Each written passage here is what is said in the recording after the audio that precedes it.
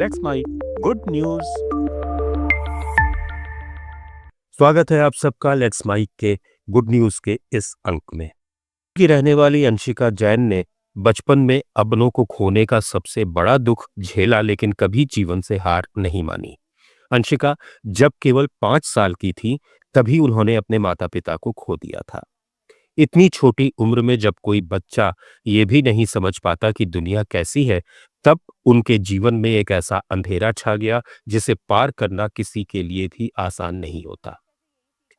उस समय अगर कोई उनके साथ खड़ा रहा तो वो थी उनकी दादी, जिन्होंने उस नन्ही बच्ची को न केवल संभाला बल्कि उसे ये सिखाया कि जिंदगी चाहे कितनी भी कठिन क्यों ना हो, इंसान को अपनी मंजिल तक पहुंचने का हौसला कभी नहीं छोड़ना चाहिए। अंशिका की दादी ही उनकी पहली प्रेरणा थी।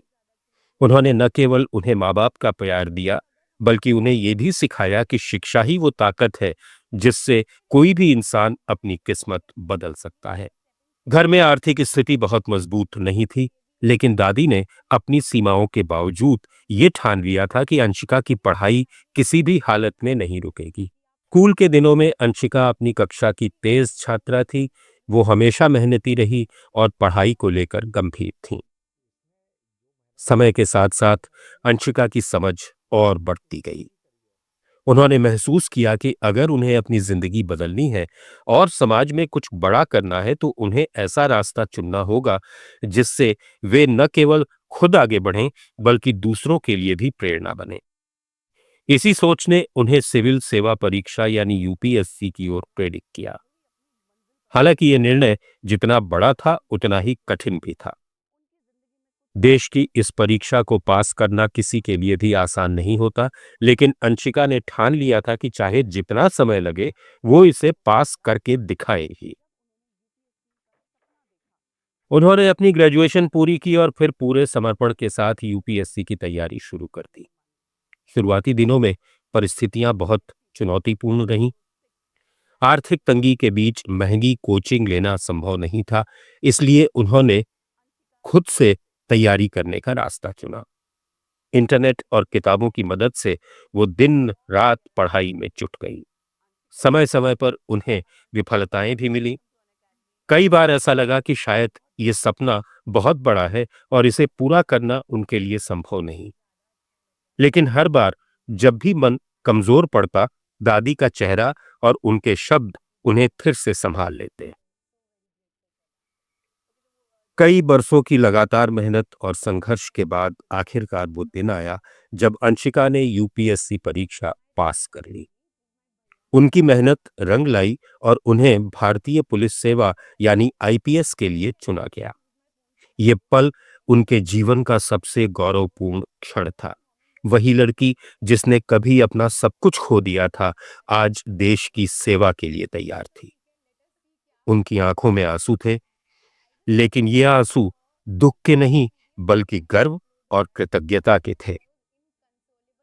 आज जब अंशिका अपने जीवन की ओर पीछे देखती हैं तो उन्हें लगता है कि वे हर उस कठिनाई के लिए आभारी हैं जिसने उन्हें मजबूत बनाया। अगर बचपन में उन्होंने माता पिता को नहीं खोया होता, तो शायद उनमें वो हिम्मत और साहस नहीं आता जो उन्हें आज इस मुकाम तक ले आया। उनकी कहानी केवल सफलता की नहीं बल्कि उस यात्रा की भी है जिसमें इंसान खुद के भीतर की ताकत पहचानता है। आईपीएस बनने के बाद अंशिका ने अपनी जिम्मेदारियों को पूरे समर्पण के साथ निभाया। वे अपने क्षेत्र में कानून व्यवस्था बनाए रखने के साथ साथ महिला सुरक्षा और शिक्षा के क्षेत्र में भी काम कर रही हैं।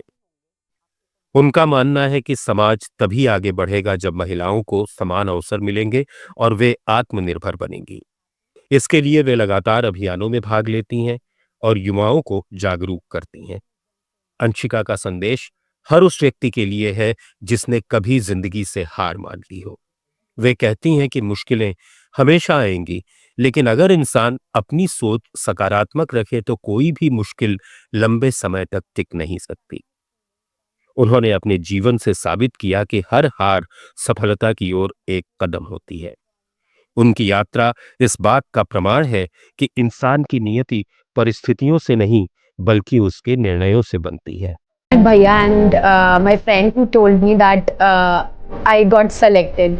Actually, I did not use my phone for that day because anxiety build होता है. तो there was a moment where Chachu and I was singing that song. मैं फिक्र को धुएं में उड़ाता चलाएगा and I was like चाचू फिक्र तो ठीक है, let us see क्या हुआ है. And when I just opened my phone and saw कि वो PDF उसी टाइम पे अपलोड हुआ है. And that time I was inconsolable when I got to know कि हाँ मतलब सिलेक्शन हो गया है. मतलब that was the moment I've been waiting since long, and all the hard work, all dedication and everyone's sacrifices like finally fructified me. So I just felt that I am on the top. It was such an what is it? I could not define that moment.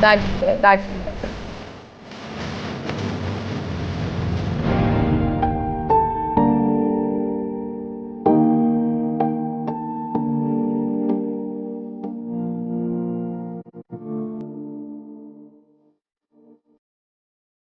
जैसे कि बचपन में ही आपके माँ बाप का देहांत हो गया था और आई एम श्योर वो जहाँ भी होंगे आपके ऊपर बहुत प्राउड फील कर रहे होंगे, तो उसके बारे में क्या कहना चाहेंगे आप? I just hope they're happy and smiling wherever they are. I hope that I've made them proud and I miss them so much. I wish if they were here, it would have been a double celebration or a celebration like anything in my life. So, अपने बचपन के बारे में और अपने early education के बारे में प्लीज़ बताइए. I've done my schooling from Little Flower School in Shadra, and also then I pursued my Bachelor's of Commerce from Ramjas College, Delhi University. Alongside this UPSC preparation, I was also pursuing Masters of Commerce. So this was all about my education, and I was preparing for this thing since like last 5-6 years.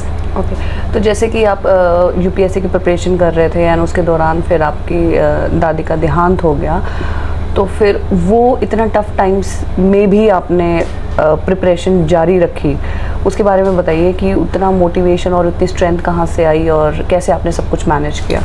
I would say things turned quite difficult that time.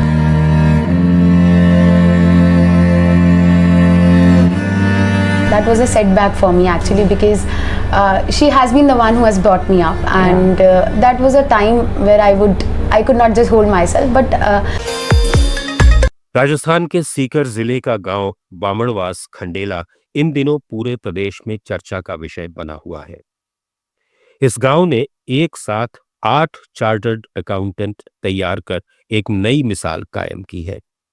शिक्षा और परिश्रम की इस अनूठी कहानी ने ग्रामीण भारत के युवाओं को दिखा दिया है कि संकल्प और मेहनत से सीमित संसाधनों के बावजूद हर सपना पूरा किया जा सकता है. गांव आज गर्व से इस उपलब्धि का जश्न मना रहा है. इस बार पहली महिला चार्टर्ड अकाउंटेंट नेहा शर्मा ने भी इस सूची में नाम दर्ज कराया है. इसके साथ ही यश शर्मा इस गांव के चौथे चार्टर्ड अकाउंटेंट बन गए हैं. ये 3 दशक पहले विनोद शर्मा से शुरू हुई एक प्रेरणादायक कहानी है जिसने गांव के युवाओं को शिक्षा के महत्व को समझाया. इस उपलब्धि ने साबित किया है कि शिक्षा ग्रामीण समाज में बदलाव की सबसे बड़ी ताकत है. गांव के युवा न केवल वाणिज्य बल्कि चिकित्सा, इंजीनियरिंग और प्रशासन जैसे क्षेत्रों में भी अपनी पहचान बना रहे हैं. ये कहानी ग्रामीण शिक्षा को नई ऊर्जा और आत्मविश्वास देने वाली प्रेरणा है जो पूरे सीकर जिले के लिए गौरव की बात है. इस छोटे से गांव की ये सफलता पूरे प्रदेश के युवाओं के लिए प्रेरणा का स्रोत बनी. आप सुन रहे थे let's mike more than radio. Follow कीजिए हमें हमारे सोशल मीडिया प्लेटफॉर्म्स पर. It's time for news. It's time for more than radio. Presenting the first radio news app, Let's Mic. Let's Mic, a news-based app on your phone where you get to watch and listen news, talk shows, interviews, radio show podcasts. On Let's Mic, you get all relevant information of TV, print, radio, podcast, and digital.